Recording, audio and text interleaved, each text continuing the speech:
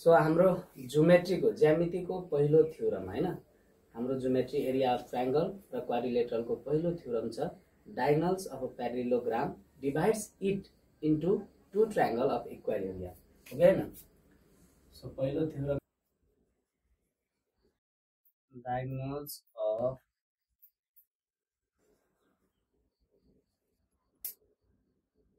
parallelogram divides it into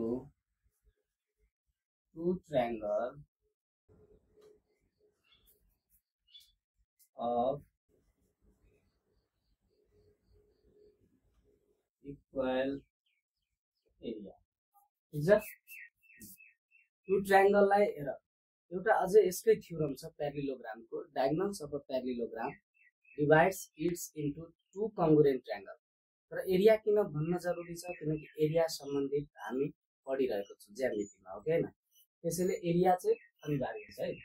so अब यो statement अन्तर्गत हामी यसलाई अब प्रुभ गर्ने है। हामीलाई दिएको कुरा के हो, एउटा प्यारेललोग्राम दिएछ र त्यसमा के छ एउटा डायगोनल दिएछ।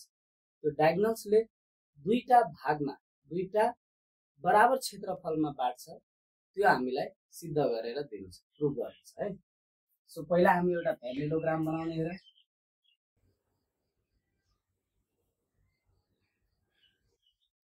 मानौ यो एउटा एबीसीडी प्यारेललोग्राम दिएको छ। ए बी सी अलि छोटो बनाऊ, हामीलाई ठाउँको आवश्यकता हुन्छ।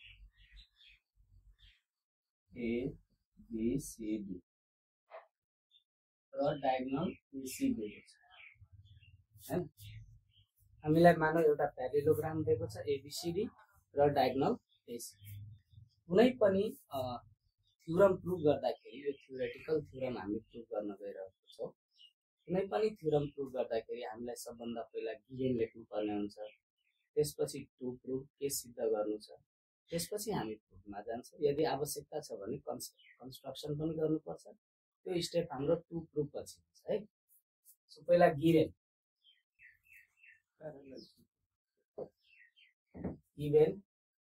यो चिन्ह प्यारेलल यहाँनिर दिनुपर्ने भन्न खोजेको थिएँ, तर प्यारेललोग्राम भनिरहेछ भने नदेखाए पनि हुन्छ। अलरेडी क्वेसनमा स्टेटमेन्टमै भनिरहेछ, यो स्टेटमेन्ट हो।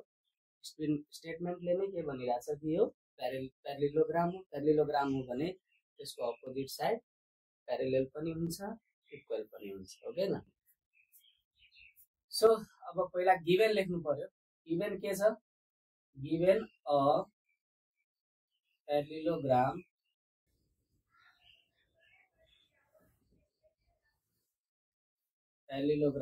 ABCD in which AC is a diagonal।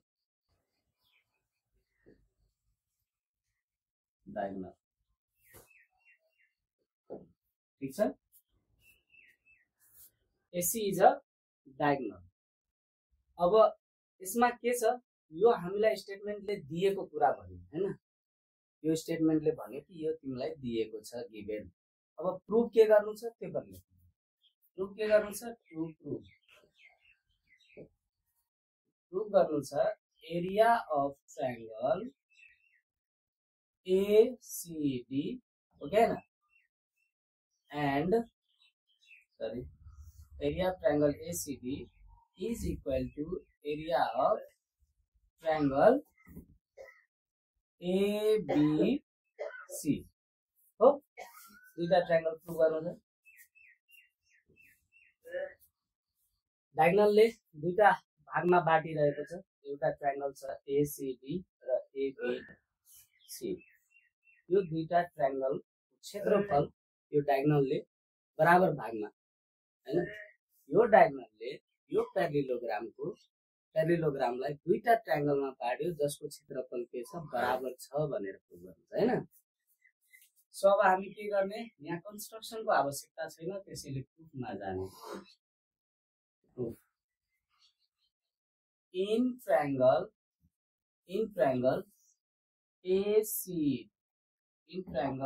ACD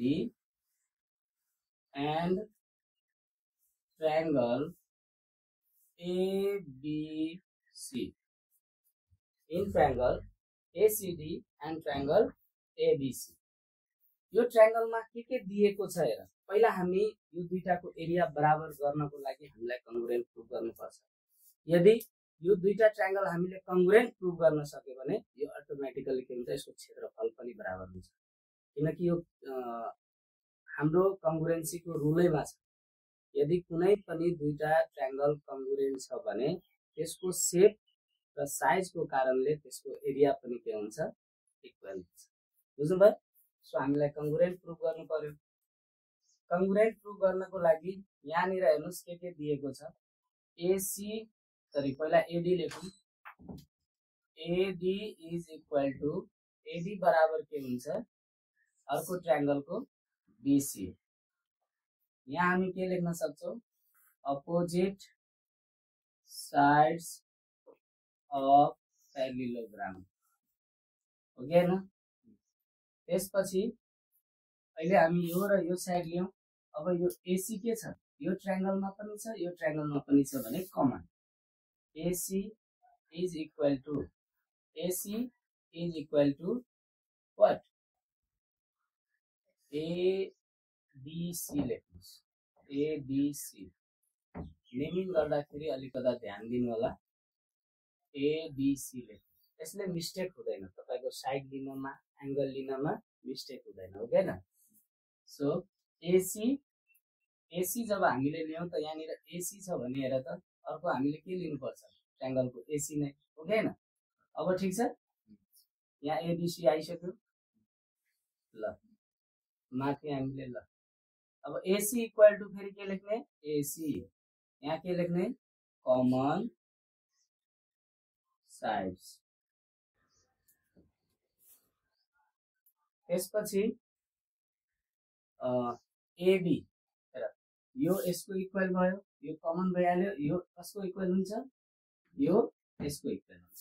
so अब लेख्ने CD is equal to AB.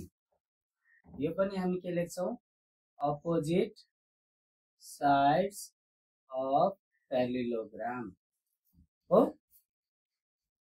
अब therefore triangle ABC congruent, triangle ABC कुन रूल्स ले, कुन क्राइटेरिया ले, साइड साइड साइड यानी बाय एसएसएस कंग्रुएन्सी रूल लेख्दा पनि भयो।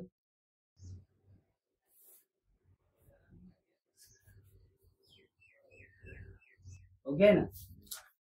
र यसको एसएसएस क्राइटेरिया लेख्दा पनि भयो। हेन्स अब हामी के भन्न सक्छौं, हेन्स